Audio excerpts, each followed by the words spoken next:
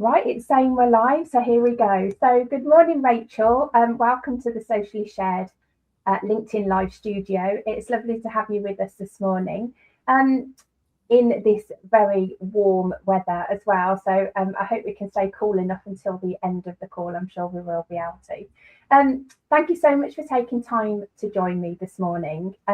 Obviously, we know of each other and have had several conversations. But for those that don't know you, would you like to introduce yourself and tell people a little bit about who you are and what you do? Of course, yes. Thank you. And thank you for having me today. And yes, it is warm. I can see my hair wafting in the gentle breeze by the fan in my office. So yes, forgive that. My name's Rachel Lay. I am a speaker and performance coach, and I'm also a live event producer. So just to paint a little bit of a picture about what that means, I work with teams and individuals to help them feel better about speaking out loud for everyday life and for business, whether that's presentation skills, whether that's to combat nerves or imposter syndrome, etc., etc., etc. That's one side of the hats that I wear. The second hat that I wear is as a live event producer.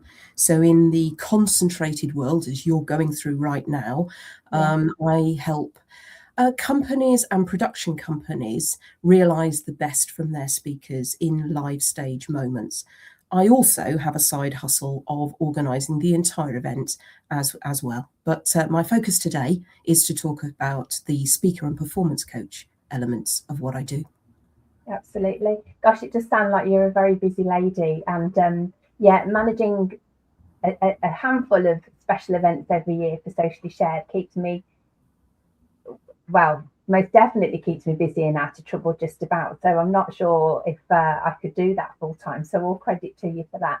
And also, I've never hosted or produced events abroad either, which I guess brings with it it's just in itself a whole host of different challenges as well. So well done for that.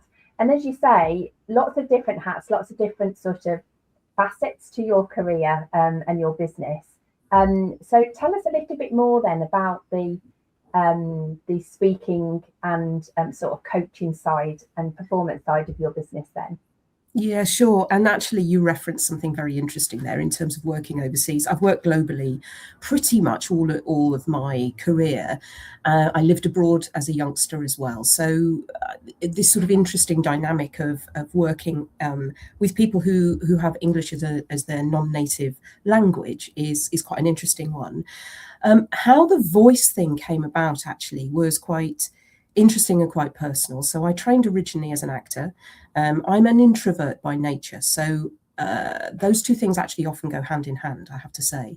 I did work professionally, but actually at the same time I was going through some personal difficulties and fell into business and to events by accident before the event industry was actually a thing. So we're talking a very long time ago. We're talking 30 plus years ago.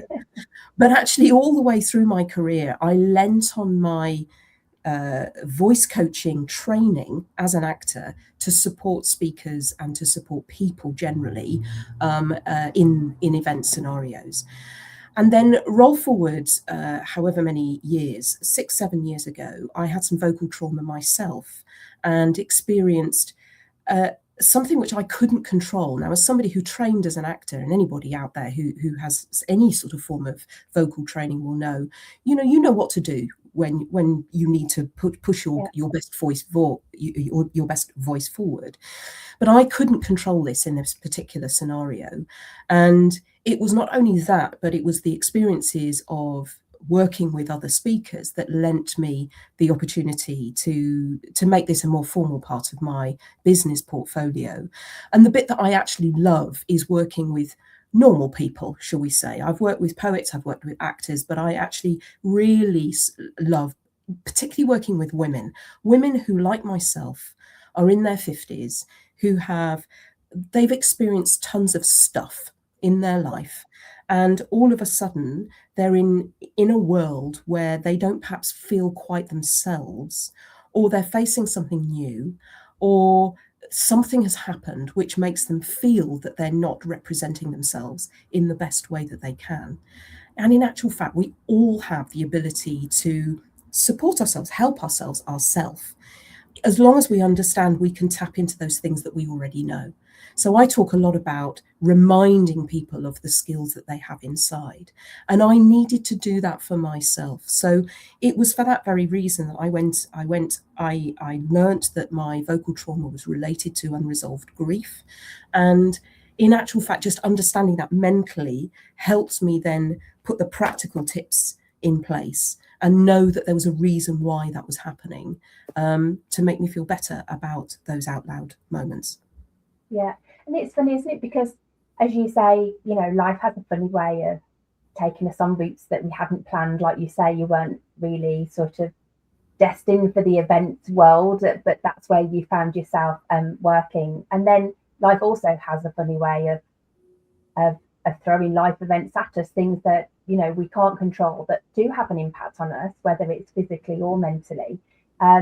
So you know, I see it time and again actually at Socially Shared. There are women now that are in their sort of 40s, 50s, 60s that have had life changes or life events or life experiences that they found out more about the reasoning behind, learned and gained a whole load of knowledge and tools and things to go with that. And then because it's helped themselves so much, they've then decided, actually, this is too good for me not to share with others, because if I've had this experience, then others are bound to have had that too. So, and it's, of course, very complementary, I guess, as well, to the events production and management that you do as well, because the two, you know, using your voice and that sort of vocal coaching and speaker training and all of those things, they just blend so perfectly well together. So That's yeah, right. That's right. Yeah, you're absolutely right. I mean, then there's two things there, isn't there? You know, as we age, and we are an aging working population, that is a proven fact. Yeah. So we often find ourselves, you talk about ladies going into, well, anybody actually, it doesn't have to be a woman, but women going into either second chapter or third chapter of their life. Well, how do you make an impact when you're facing something new? And you can default to all of those things that you've done before, but maybe you are changing direction with your career. What do you do? How do you show up in your best way? And what's interesting is that there's lots of breathwork coaches out there. There's lots of advice about what to eat, what to wear, what to exercise, what to focus on. What I'm fascinated about is the voice, because nobody talks about exercising the voice. And the voice changes as we age. And it's the one place that shows up the lack of confidence that we have, or the inner feelings that we've got inside, either through tremor or through forgetfulness. How many times do we forget what we are coming into a room for, or what have you?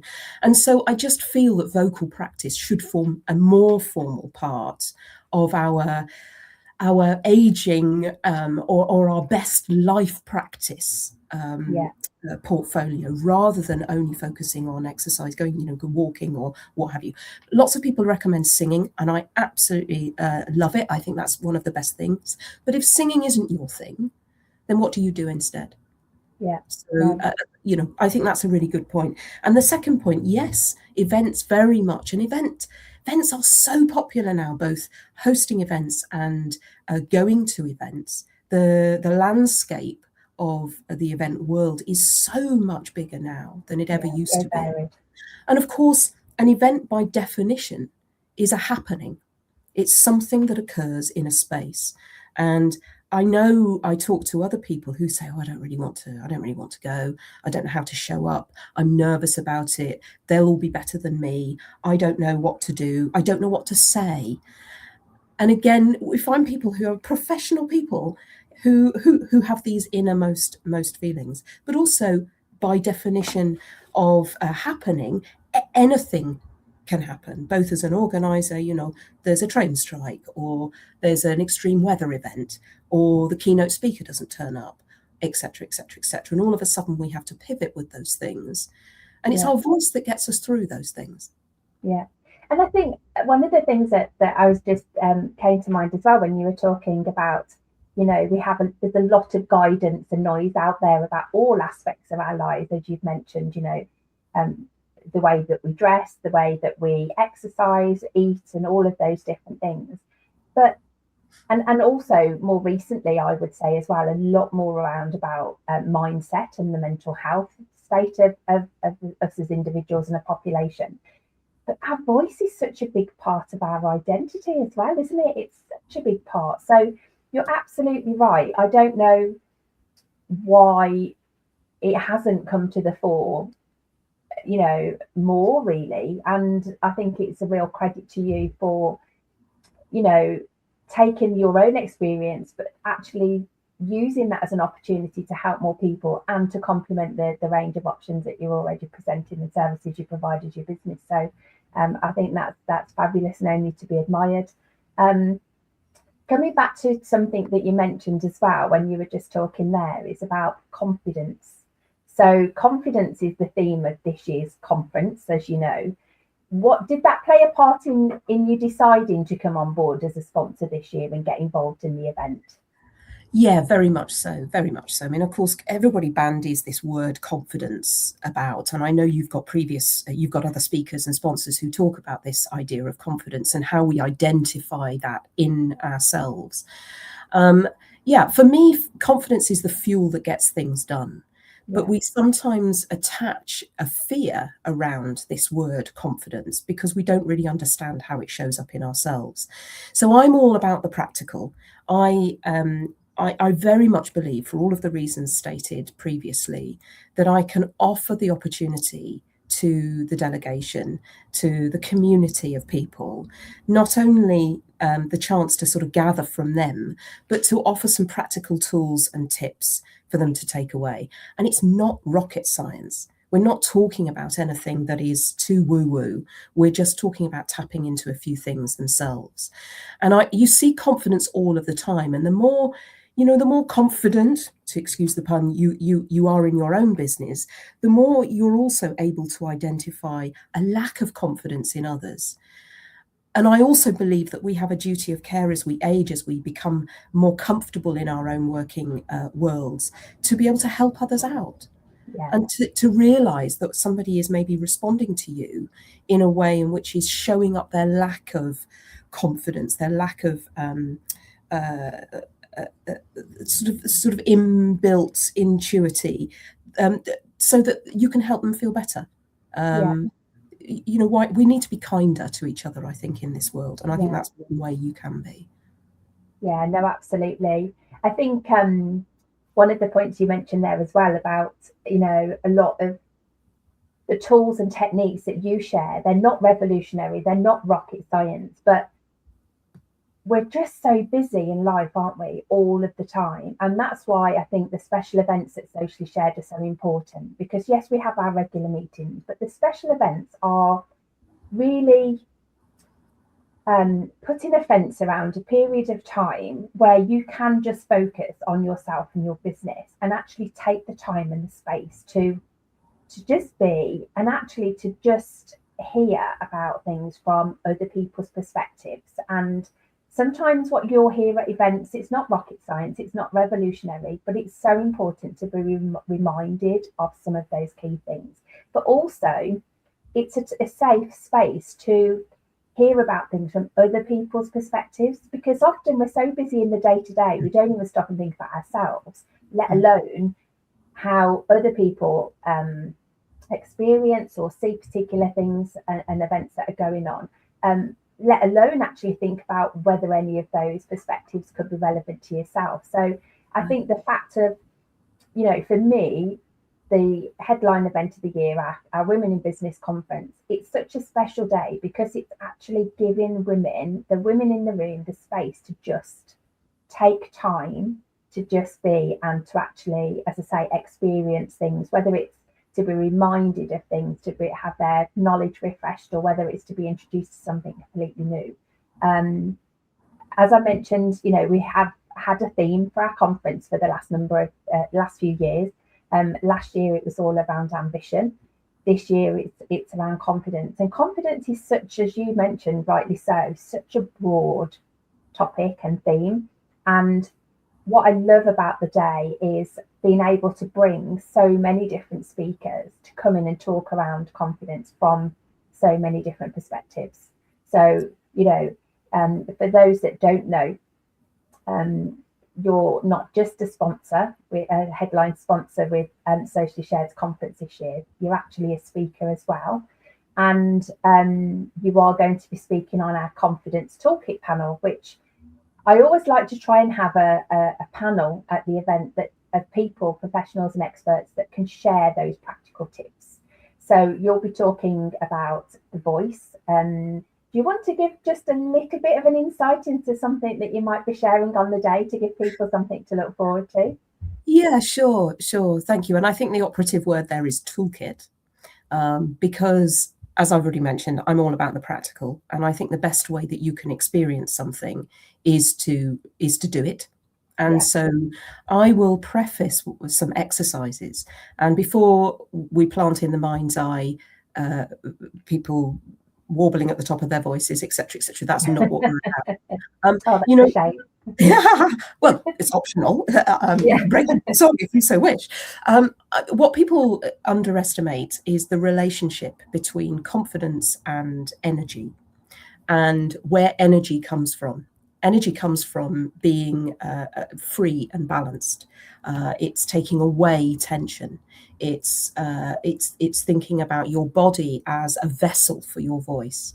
And a lack of confidence often shows up either as tics, either as shaking or as twitches, etc., which is all demonstrating elements of holding on to that energy. And so what we're going to be doing is some practical exercises to release that tension. And then we're going to be looking at bringing that energy into a controlled fashion, ... So very practical, and hopefully things that people can just do, cleaning their teeth, they can do in the toilet before a presentation, they can think about at the top of their day, or notice what's going on perhaps when they are tense and they realise they're tense. How is that manifesting itself in their own body? Yes, so practical. It's interesting. Yeah, it's going to be it's going to be a fabulous day, most definitely, around that confidence panel. Like with yourself, the learning comes through taking the action and the actual practical element of it. I think it's going to be great for the women in the room on the day, because you've obviously you're going to be bringing a practical element to what you're talking about, and several of our other speakers are as well. So for those people that think they're going to just come for the day and sit quietly and listen, the Socially Shared conference is far from being that. It's going to be a very interactive day, and there's going to be lots of fun had too. So no, thanks for giving us a bit of an insight of that. So I guess confidence must play such a big part of your day-to-day work then, when you're doing the voice and speaking coaching and performance coaching. Just out of interest, obviously we're a Women in Business conference, so our room is going to be full of women. Do men have the similar? Is it a human condition that's the same for men and women, or do men? Because there's quite a lot, isn't there, around confidence. Of sometimes if men don't have confidence, they sort of have this bravado, almost to sort of put on the front that they are confident until they sort of get into that place. Do you notice much of a difference between the clients that are men and women that you work with? Yes, well, I think first of all, the same issue applies. Confidence usually manifests itself, or a lack of confidence manifests itself in some form of tension. I've been working with a gentleman recently who is currently the interim finance director for a company, and his tension shows up in twitches, and his voice just disappears. It goes to the back of his throat, becomes very breathy, and people complain that they can't hear him. So he might be in a boardroom. He is a subject matter expert. He knows what he's talking about. He's been put into that position for a reason. So by straightening out some of those things, by giving him a real sense of grounding, giving him some anchors, we can then start to release the voice to give a supported effort and therefore more volume. So absolutely, these things show up and also at different times. You know, a voice that shows up in one way in business can be very different at home, and vice versa. So absolutely. In fact, I've just picked up a brief for a gentleman I'm coaching next week for a conference, and the line, I hate presenting. I will run away first if I get the opportunity to. So I haven't met him yet, but I suspect what's happening is that his confidence disappears in this artificial environment of being put on stage in front of what will be 700 people. So that's quite a big audience. And typically what happens is, of course, that people start getting in their heads. So one of the classic things that we talk about is, it's not about you. It's all about what your audience need to know. Yeah. And if we can just shift the camera from one dimension to another, we can reframe that idea of lack of confidence and what it means to us ourselves. And obviously it's multifaceted, but there are some really simple things to unlock in order to create that sense of balance. But absolutely, it is as equal in men as in women. I think what women experience is, and I'm not harping on about this aging thing, but I've experienced it myself. You know, it's a proven fact that people are generally attracted to younger energy, whatever that means. And even when I trained, I went as a mature student, I went to the Royal Central School of Speech and Drama to do a master's degree. And I was the oldest in my cohort. And I noticed on a Zoom call, if I said something, I was commonly ignored. Really? If a younger person said the same thing, then the response was appreciated. So I have experienced that in a vocal environment, and that was really one of the roots of my the interest in my in the aging voice that I have. What is this diminished business that we experience as well? So all of these layered things, I think, come and underpin this wonderful world of confidence, which is another reason why I wanted to be on board. And I'm really interested, actually, to talk to other people about their experiences of these feelings and what they've done about it, how they've encountered their feelings of change and what it means for them. Because for me, the event environment is as much about gathering what you can from the experts in the room, speaking to you or with you. It's as much about gathering from each other as well. No, absolutely. I couldn't agree more. And it's really interesting because just when you're saying those things, you know, there are two women straight away that come to mind when you were talking earlier about singing is very good. There's a member, a lady in our network called Jane Perrins, who actually she leads and conducts a fabulous community choir over in the Dorridge Knoll, Solihull area. But she's recently started doing women in business choir classes as something different, and that's proving to be very popular.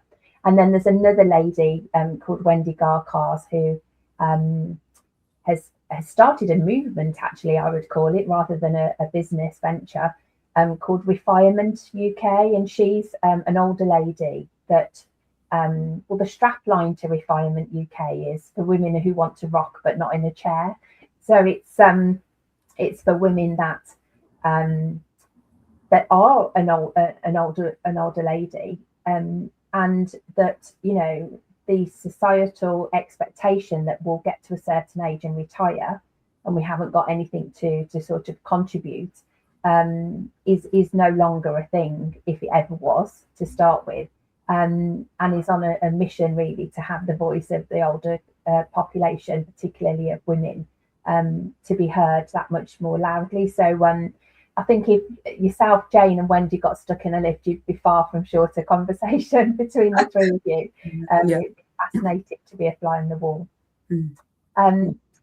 So we've talked about the role of who you are and what you do, the different facets to your business, you know, what got you into becoming that speaking and performance coach, and through your own experience and your fascination and interest in supporting people with voice. And we've spoken about the conference and the theme of confidence and how those things all work together. What does confidence mean to you personally? Because obviously you help others, but what does confidence mean to you, Rachel? Yeah, well, I think I've said this before, maybe, but confidence for me is the fuel that gets things done. It's the thing that quietens the autonomic nervous system when it goes into overdrive. And of course, we know about the two parts of the autonomic nervous system. It's the bit that identifies what's going on. And it's the knowledge that you can put in place, and the toolkit that you put in place to calm yourself down and to drive through whatever is creating that sense of lack of confidence. Sometimes I wake up in the morning and I think, what am I anxious about? What is it that's kept me awake? What is it? What is that one thing? What do I need to get through in order to feel better on the other side? And I will go through my own process of grounding my feet and taking the breath and doing all of the practical exercises that I do. Safe in the knowledge that I can turn my mind from being purely focused on that one thing to looking through it. What do I need? What do people need from me to get through what we need to? Because it's not about me, actually. There's no reason why it's about me. It's all about what I need to deliver. What do my team need to get the job done? What does the client need to get the best from me?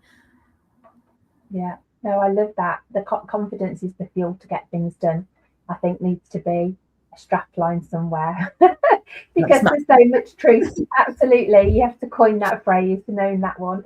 But it's just so much truth, isn't it? Because ambition last year's theme, confidence this year's theme, they're often barriers to us achieving and getting things done, whatever that getting things done looks like for you. So I think there's a lot of power and a lot to be said for that phrase, most definitely. Yeah, I think so. And of course, I've talked a lot about, the space of older people, but actually the space of youngsters as well. I deal with a lot of next gen talent in a professional setting who are presenting for the first time or maybe speaking to C-suite. I do a wonderful event each year where I am the coach for 3 or 4 hosts who have to speak in front of 600 people of their peers, but they are chairing a panel of directors of the business. And we're talking about a big, significant high street business. And the wonderful moment of seeing the light bulb happen with these youngsters, and we're talking people of 18 to 25. There's lots of press at the moment about this gap that we're going to have with jobs for young people, and we're talking about the age. We're talking about people who were at school during the pandemic, and of course these boxes became their normal form of communication. Yeah. So having this wonderful opportunity to gift this sense of it's in you, you have the ability in you. You don't find it via TikTok, you don't find it via Snapchat or whatever the things are, I wouldn't know. But you have the ability within. The light bulb goes and it's magic, absolutely magic.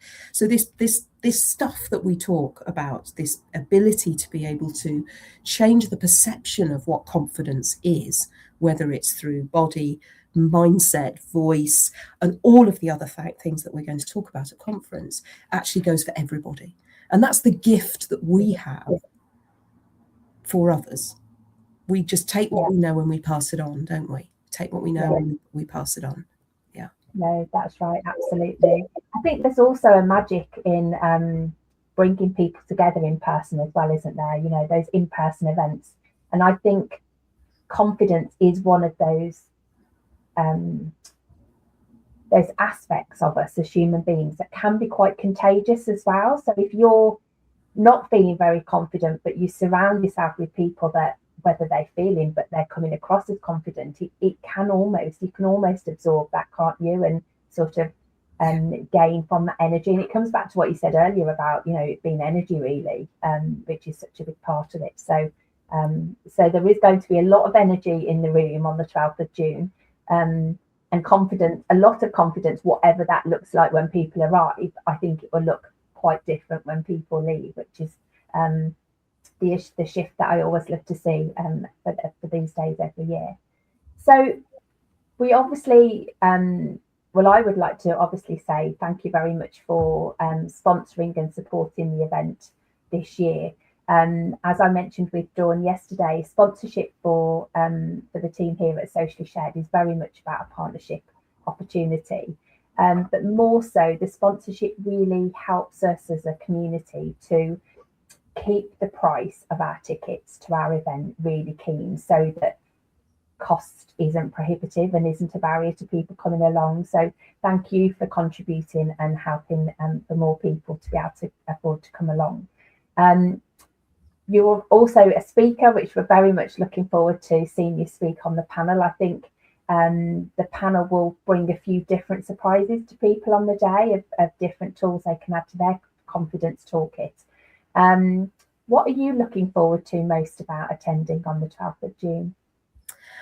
Well, you've said it already. It's the collective power and the energy in the room. I think that's going to be an incredible opportunity, not only to gather from other subject matter experts, but to meet and hear experiences of other people, and to get to meet more of the Socially Shared network. I only joined at the end of last year, so I've only had the opportunity to attend a couple of meetings. So whilst some of the names that you've mentioned already are familiar to me, I haven't really got to know people. And I think you have to do this on a regular basis to really embed some of those relationships and to work out how you can best help yourself, even if it's through the collective power of just being in a space together. Yeah, no, absolutely. Well, definitely, if I wasn't looking forward to it already, I definitely am even more so now. So, well, thank you so much for joining me today, Rachel. Those people that can't wait until the conference to meet you and to maybe have a chat and get to know you, how can people find out more about you and what you do? Just go to my website, which is rachel-lay.co.uk. That's great. And what I will do is I'll share the website link and your contact details in the comments of this LinkedIn Live event as well. So thank you very much for taking time to join us today. I know you're super busy. Really appreciate your time. And if I don't see you before, I will see you on Friday the 12th of June. Looking forward to it. Thank you. Great. Thank you so much, Rachel. Bye-bye for now.